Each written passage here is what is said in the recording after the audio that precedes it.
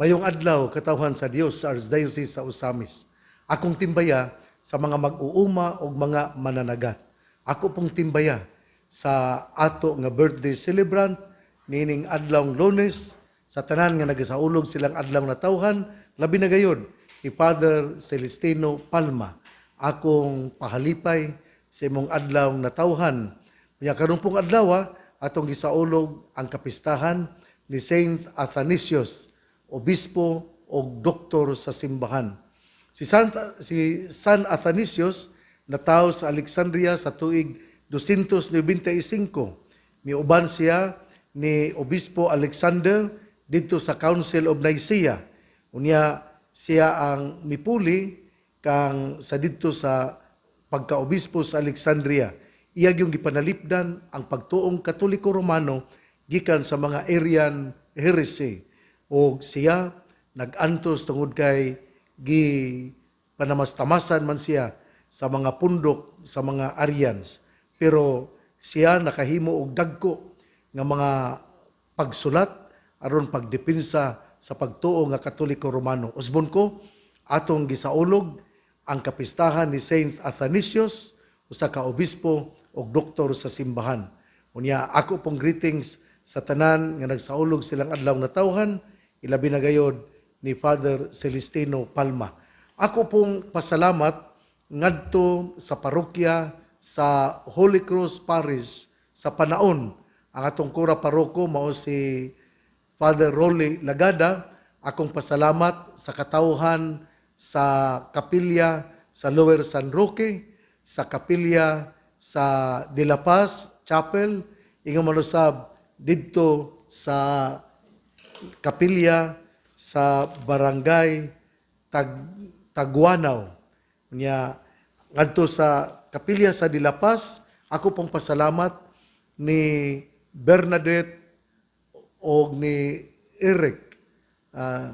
Pasalamat nako kay didto mi pahulay sa ilang balay.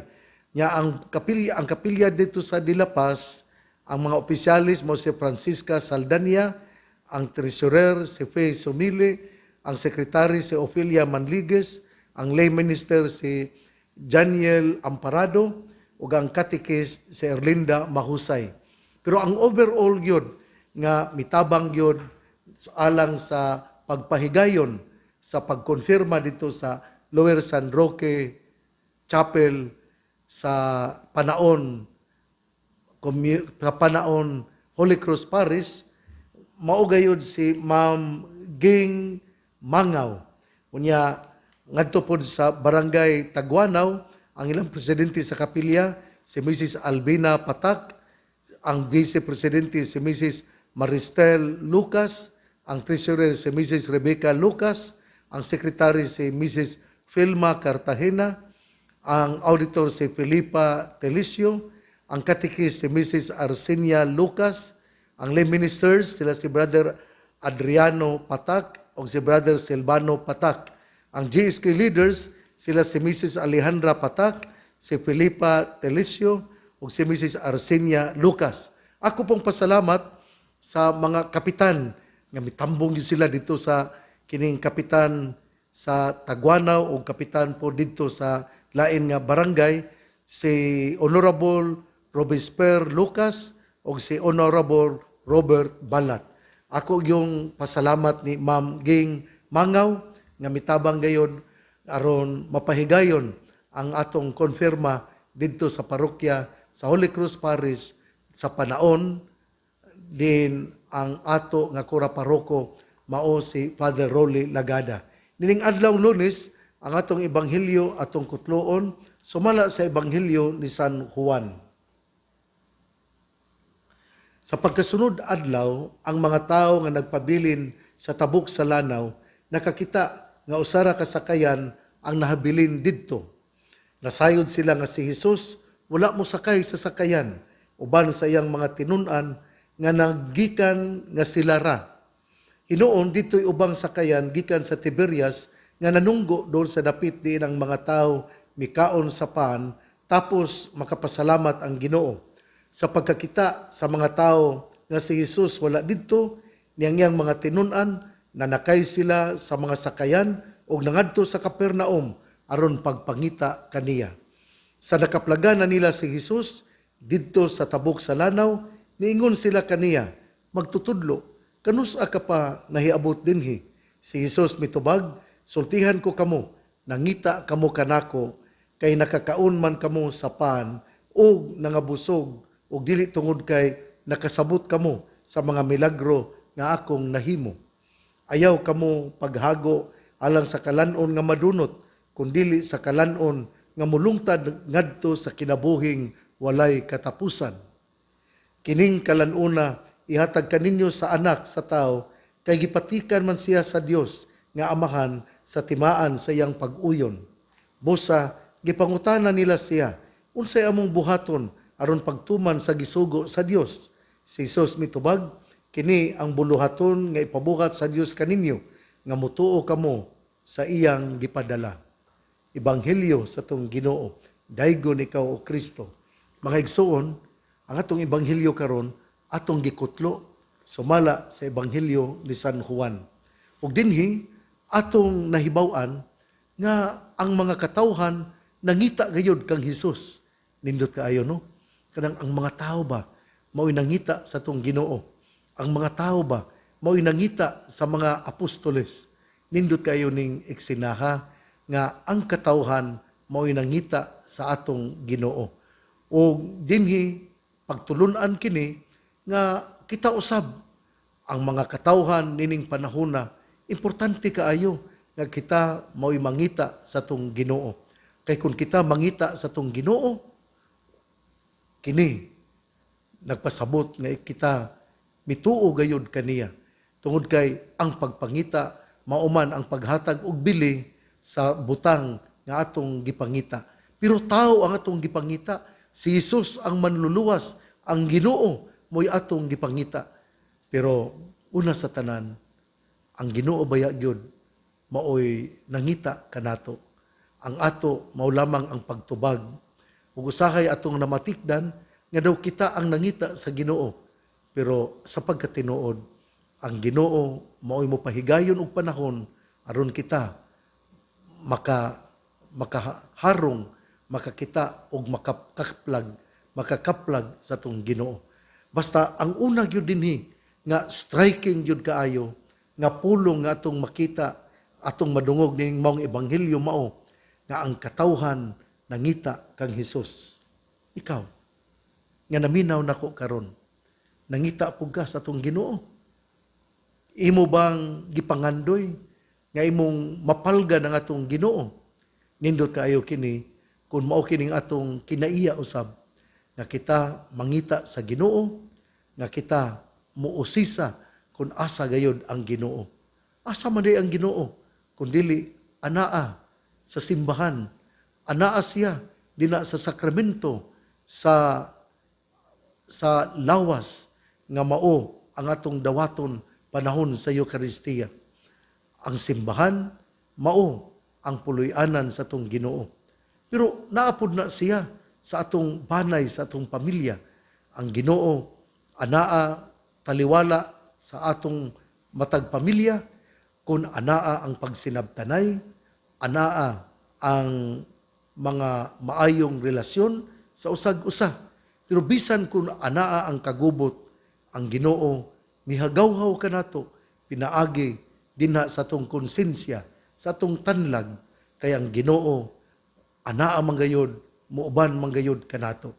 Nindot kaayo kini ang maong eksena diin ang mga katawhan misakay sa ila nga sakayan aron pagpangita sa Ginoo. Ato yung hinumduman ha nga ang sakayan timaan sa gagmayng Kristohanong katilingban, nga ang sakayan timaan sa matag banay, nga ang sakayan timaan sa atong simbahan.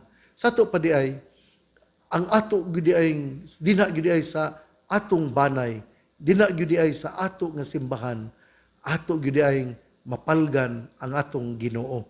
Muna nga ako ta kamong hangyoon, ako ta kamong dapiton, maningkamot kita kun ningkamot kita nga makasulod sa simbahan.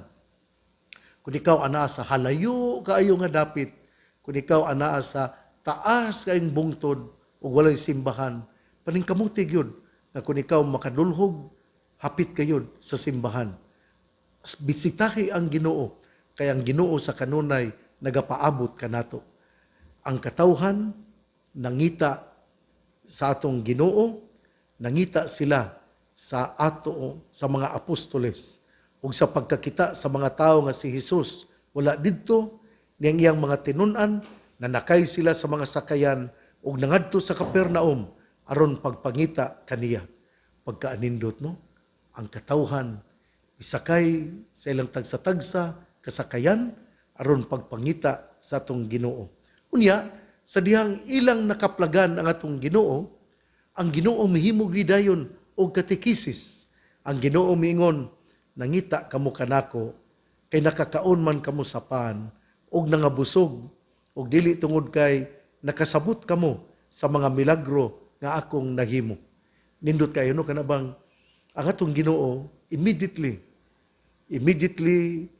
he confronted the people, telling them that you are searching for me, not because you understood the signs, the miracle he performed, but that because they want to be satisfied with the bread.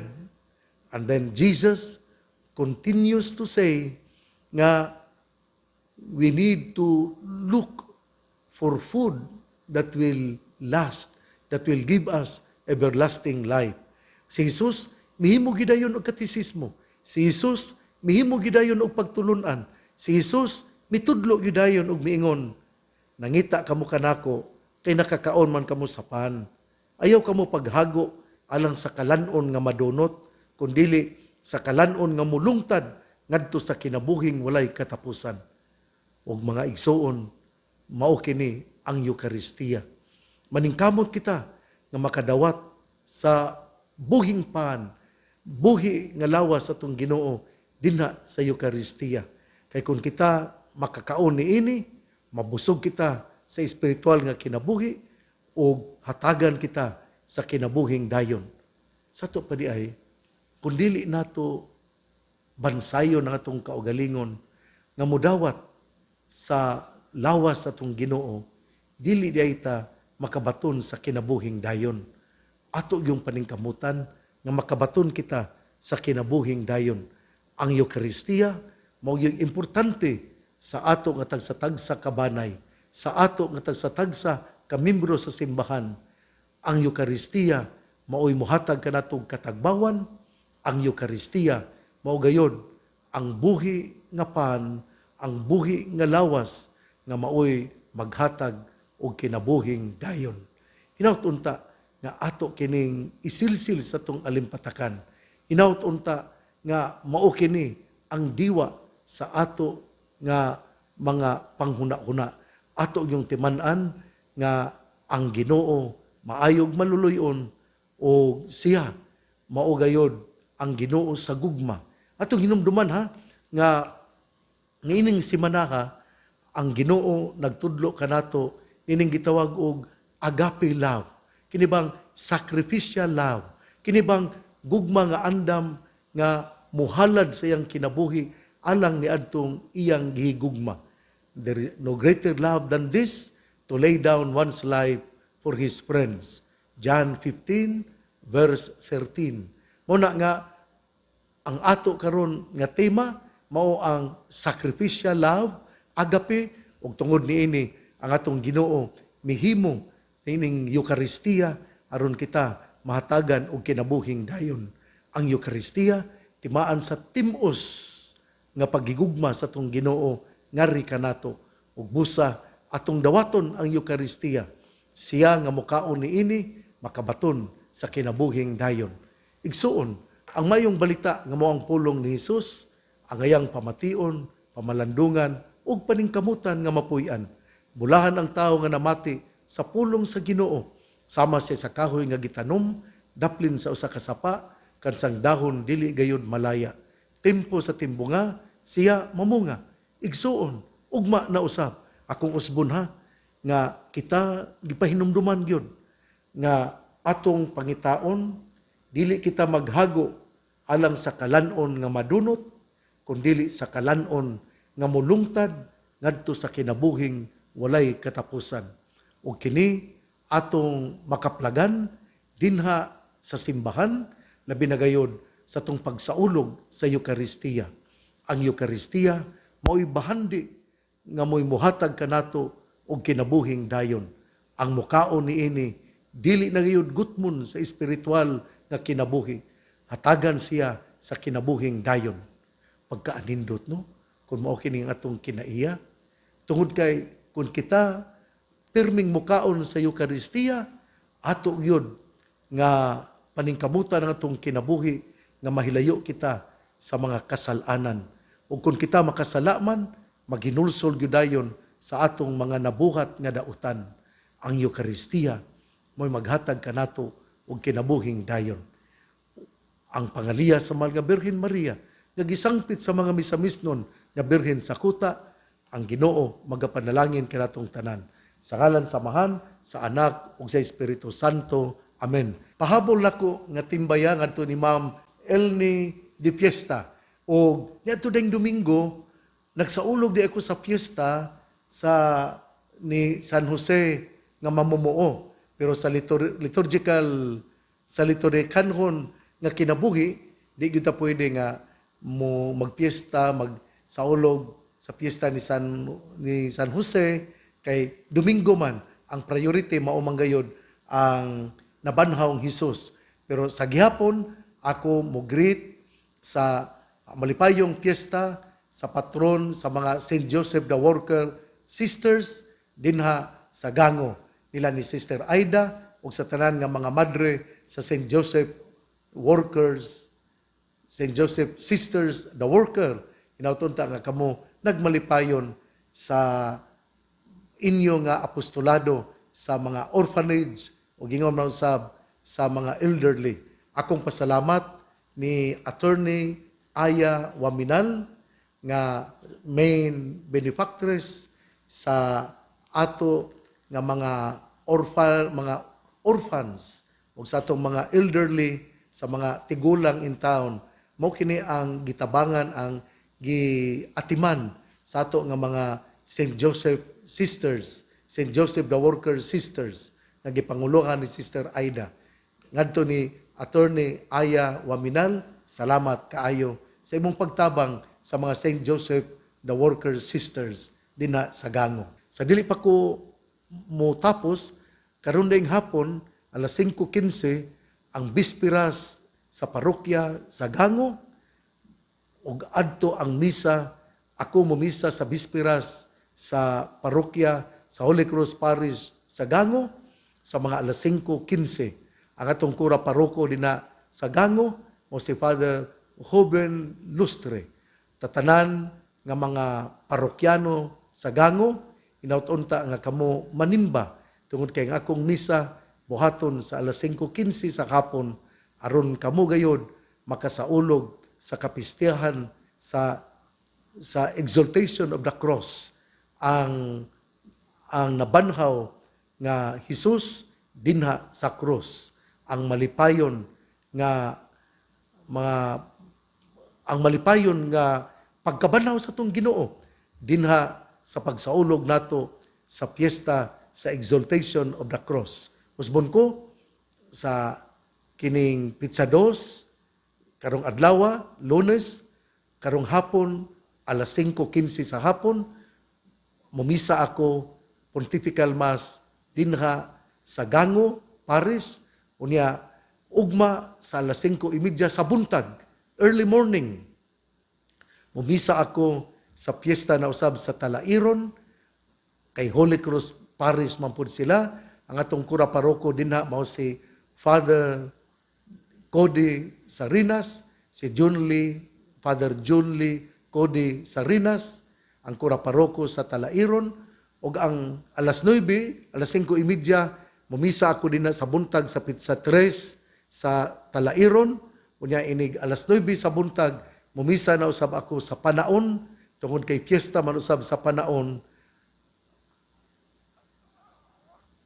Mayo 3, Exaltation of the Cross, o ang ilang kura paroko, mao si Father Rolly Lagada. Usbon ko ha, karong hapon, alas 5:15, Pontifical Mass, nina sa Gango, Holy Cross Parish. Unya, ugma, Pizza 3, Pontifical Mass sa Talairon, sa mga alas 5:30 sa buntag, early morning. Ang kura paroko, mao si Father John Lee Cody Sarinas. O sa alas 9 sa buntag, piyesta na usab og Pontifical Mass sa alas 9 sa buntag, pagahimuon sa Holy Cross Parish, panaon, o ang ilang kura paroko, si Father Rolly Lagada. Mabuhay ang atong pagsaulog sa kapistahan sa kadaugan ni Jesus. Padayon kita nga magpasalamat kay si Jesus mibuntog sa krus, sa kamatayon diha sa krus, ang krus timaan di ay sa kinabuhi ug dili kamatayon. Mabuhay ang mga devotos sa Santa Cruz, mabuhay ang katawhan sa Talairon, katawhan sa Panaon, katawhan sa Gango. God bless natong tanan.